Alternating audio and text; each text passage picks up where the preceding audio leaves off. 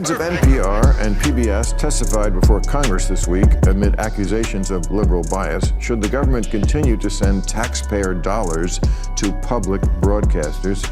Well, a little background here. I mean, they've been after them for, the Republicans have wanted to get rid of PBS for as long as I can remember. This crowd will probably do it. I mean, I also read my namesake, Catherine Maher, was head of NPR, and, you know, she said, we're completely unbiased. Give me a break, lady. I mean, they're crazy far left. This past week, the heads of NPR and PBS testified before Congress in the face of accusations concerning liberal bias in their programming. This isn't a new issue for decades. Many conservative voices have called for the defunding of public broadcasting, claiming that organizations like NPR and PBS serve more as political instruments than neutral news outlets. And now, with the Republican-led effort gaining momentum, we may be on the cusp of a major shift in how public broadcasting is funded in the U.S. Among those who have come under scrutiny is John, you work at Columbia University. I do. Speaking of clown cars.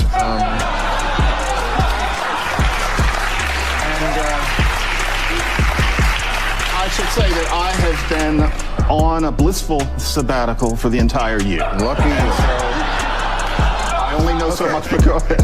All right. Well, I mean, starting last week, Trump is going to war now on elite universities. Now, I cannot be a hypocrite. I went through my book that came out last year. It'll be out in paperback very soon.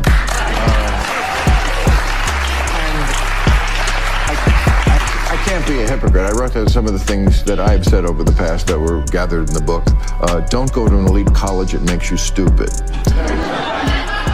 Elite universities are the mouth of the river from which manner all radical left illiberal, yes, illiberal nonsense flows. They're four-year daycare centers for the cry bullies of the privileged to complain about privilege.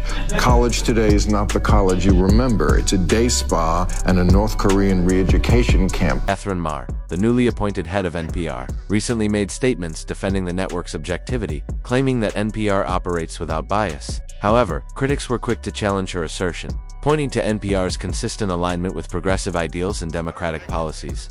Detractors argue that if Maher truly believes in NPR's neutrality, she may be ignoring the political tilt that many believe has become increasingly evident in the organization's editorial choices. This broader cultural and political clash over media bias was echoed in a fiery segment on Bill Maher's show, where he confronted Columbia University professor John McWhorter, a prominent liberal academic and author. The conversation between Maher and McWhorter was nothing short of electric. Maher launched into an unapologetic critique of elite universities, condemning them as breeding grounds for radical, leftist ideologies. In his words, these institutions are no longer centers of learning, but ideological training camps designed. They're asshole factories. If ignorance is a disease, Harvard yard is the Wuhan wet market. Okay, so that's where I am. I can't, but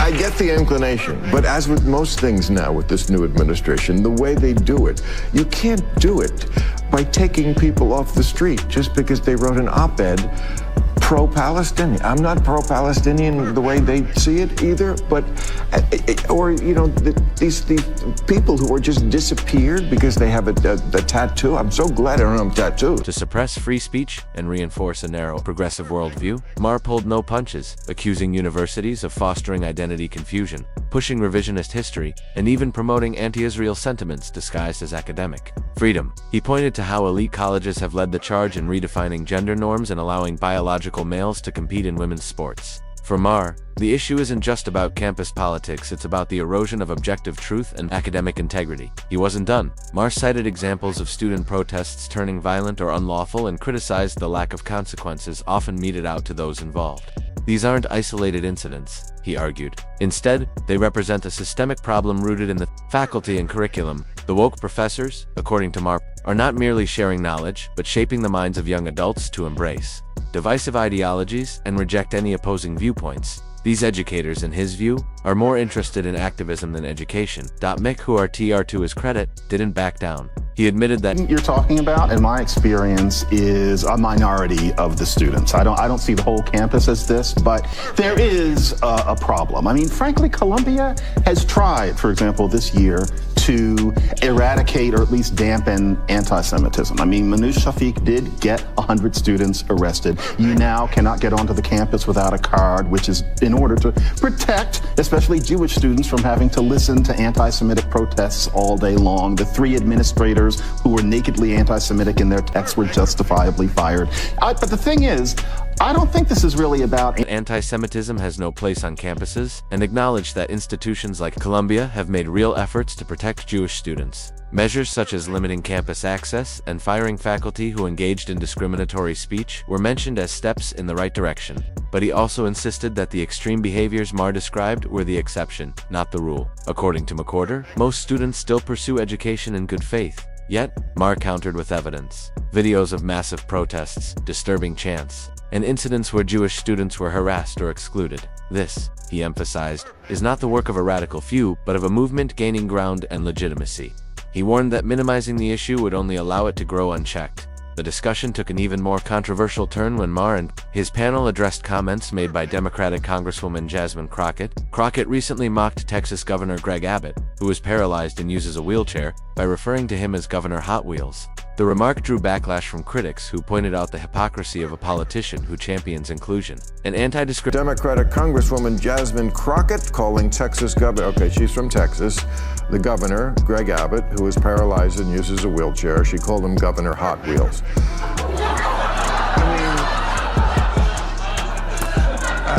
Discrimination using a disability as a punchline. Maher initially downplayed the controversy, suggesting people should lighten up and citing the animated series Family Guy as an example where wheelchair jokes are common. However, called him out. He argued that it's one thing for a cartoon character to be the butt of jokes in a fictional world, but quite another for a real-life elected official to be mocked for a life-altering condition. The line, he insisted, must be drawn where humor turns into cruelty. This exchange highlighted a deeper divide in how different segments of society view free speech, humor, and accountability. Maher, who often positions himself as a defender of free speech, appeared to blur the lines between satire and insensitivity. McWhorter's response underscored the need for consistency. If society demands respect for all identities and experiences, then that respect must extend across political lines. The panel discussion moved back to NPR and PBS, examining whether these publicly funded institutions still serve the American public fairly. Critics argue that NPR has mobilized resources to support democratic causes, including lobbying against federal funding cuts. Crockett is part of the new trend where informality is okay, where formality used to reign. Okay, fine. That's been going on since the 60s. So her routine is that she wants to bring a little bit of what I might quaintly call the ghetto catfight into these spaces. I get it, you know, bring a blaxploitation movie or something into Congress. Great, work it. But you do not make fun of the fact that somebody lives their life in a wheelchair. That doesn't work. During the Trump administration. In one instance, NPR leadership reportedly encouraged local stations to rally community leaders and volunteers to oppose Republican budget proposals. PBS, for its part, has also been vocal in its opposition to GOP-led funding challenges, even threatening legal action to maintain its financial support. Supporters of public broadcasting claim that NPR and PBS provide essential educational and cultural programming, especially to underserved communities. They argue that removing federal funding would threaten valuable services such as children's programming, arts coverage, and in-depth investigative journalism. However, opponents maintain that when these organizations align themselves with one political ideology, they cease to be public services and become partisan tools. This raises the question, should American taxpayers be compelled to fund media outlets that appear to support one side of the political spectrum? Critics believe that the only way to restore public trust is through privatization. By removing government funding, NPR and PBS would be forced to compete like any other media organization, depending on audience support and advertising to survive. This, they argue, would lead to... I'm really not. You know why? Because I'm a big fan of Family Guy. And they have... Am I wrong? Every week. I mean, one of of the characters, Joe the cop, is in a wheelchair, and every week there's 20 jokes about him being in a wheelchair, and nobody died. And like, I just think everybody has to like lighten up a little. Yeah, it's terrible to be in a wheelchair, but you know, it's not like it's news to him.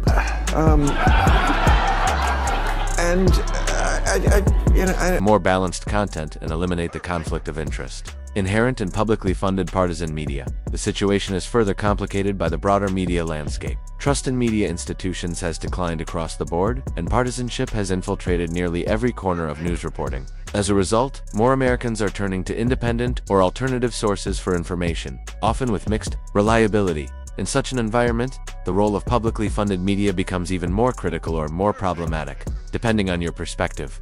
Ultimately, the debate over NPR and PBS is about more than budget line items. It reflects the cultural and political polarization gripping the nation. Supporters of defunding argue that these institutions have outlived their original mission and now serve as echo chambers for elite liberal ideology. Supporters of continued funding counter that the public still needs trusted sources for non-commercial news and educational content. But what is clear is that public trust... I've seen every episode, but that wasn't a cartoon. This is real life, and she was saying it with dismissive hostility as opposed to the cartoonish, we can get away with it because we're drawn.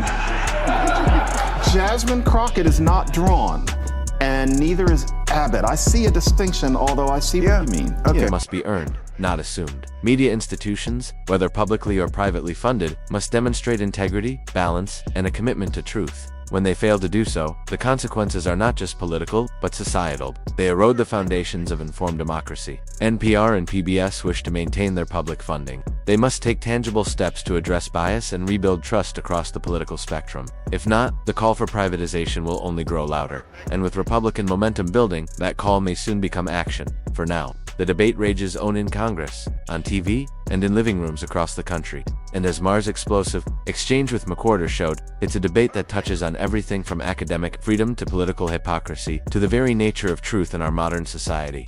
This week, the heads of NPR and PBS appeared before Congress, facing serious accusations of liberal bias. And let's be real, it's about time someone called them out.